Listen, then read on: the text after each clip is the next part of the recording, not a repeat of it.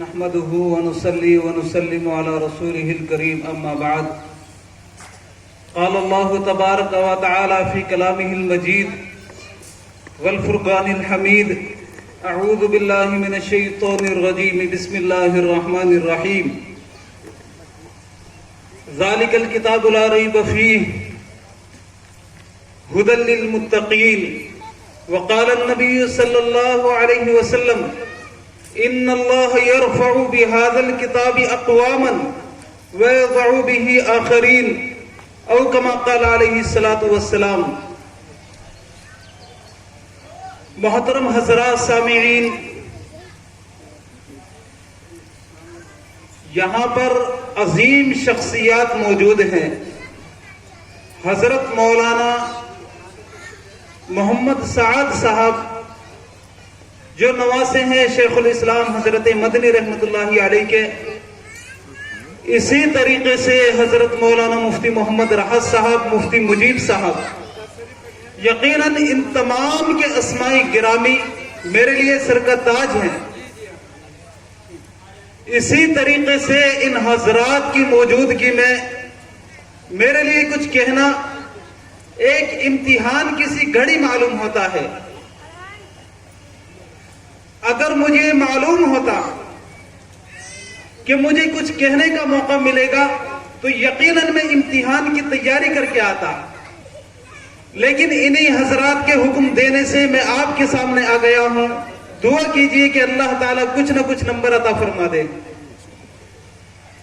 محترم سامعین، آج کے اس عظیم الشان جلسہ دستار بندی میں میری گفتگو کا عنوان ہے قرآن کا تعارف، قرآن کی زبانی۔ محترم سامعین کرام، قرآن حکیم دنیا کی سب سے عظیم ترین کتاب بھی ہے اور سب سے مظلوم ترین کتاب بھی ہے۔ دنیا کی کسی شخصیت پر، کسی قوم پر، کسی کتاب پر اتنا ظلم نہیں ہوا ہوگا جتنا ظلم خود مسلمانوں نے قرآن حکیم پر کیا ہے۔ ہم قرآن کریم کے نام پر تقریبات تو منعقد کرتے ہیں، ہم اپنے جلسوں کی رونق کے لیے تو اسے پڑھتے ہیں، ہم اسے خوبصورت غلافوں میں بند کر کے طاقوں میں تو رکھتے ہیں، ہم بیماروں کی شفا کے لیے اسے تعویذ تو بناتے ہیں، لیکن اس پر عمل کرنے کے لیے تیار نہیں ہوتے۔ محترم سامعین، جب میں قرآن سے اس کی خصوصیات اور صفات کے بارے میں سوال کرتا ہوں تو قرآن کریم مجھے اپنی سب سے پہلی خاصیت یہ بتاتا ہے کہ میں ایسا کلام ہوں جو ہر قسم کے شک و شبہ سے بالاتر ہے۔ میری ہر صورت، ہر آیت، ہر لفظ، ہر حکم اور خبر، ہر پیشن گوئی قطعی اور یقینی ہے۔ دنیا کا کوئی فن ایسا نہیں جو شک و شبہ سے بالاتر ہو، کوئی کتاب، کوئی تحقیق، کوئی ایجاد ایسا نہیں جو بگاڑ اور فساد سے پاک ہو۔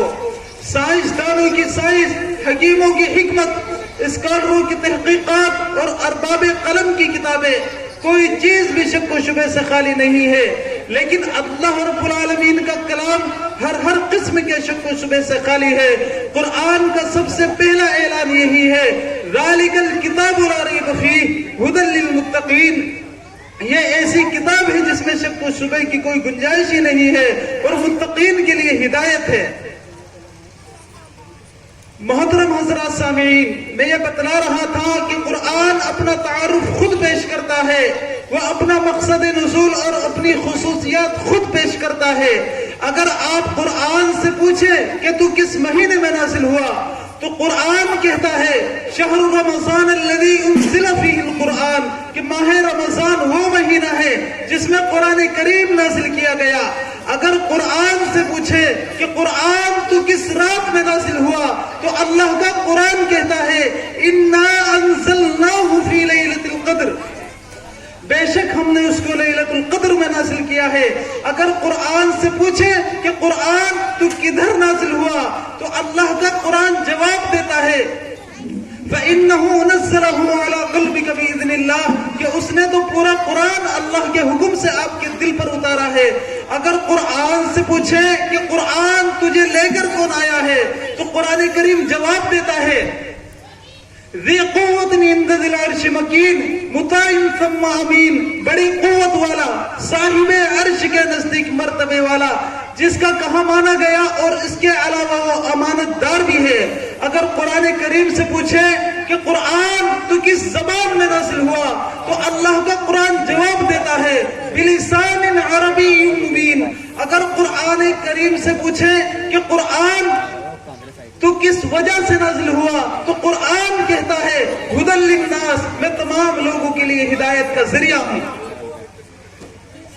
محترم سامعین، یہ قرآن کا تعارف قرآن کی زبانی ہے۔ آئیے اب ہم اس ذات اقدس کے چند ارشادات بھی سماعت فرما لیں جس عظیم ذات پر یہ قرآن کریم نازل ہوا ہے۔